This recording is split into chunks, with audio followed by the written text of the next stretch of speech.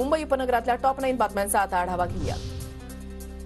घाटकोपरमधील शिंदेगडाच्या शाखेचं भाजप नेते मंगलप्रभात लोढांच्या हस्ते उद्घाटन। शिवसेना शाखेच्या उद्घाटनाच्या वेळेला आमदार पराग शहा हे देखील उपस्थित।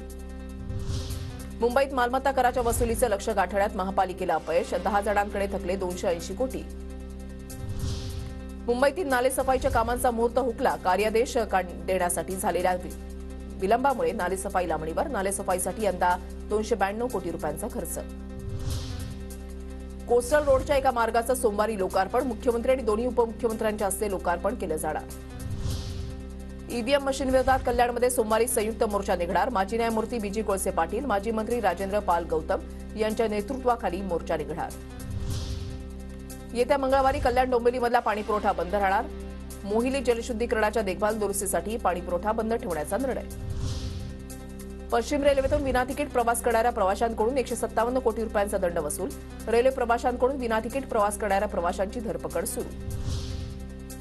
मध्य, पश्चिम आणि कोकण रेल्वेनं होळीनिमित्त विशेष रेल्वेगाड्या चालवण्याची घोषणा। होळीनिमित्त कोकणामध्ये जाणाऱ्यांना दिलासा।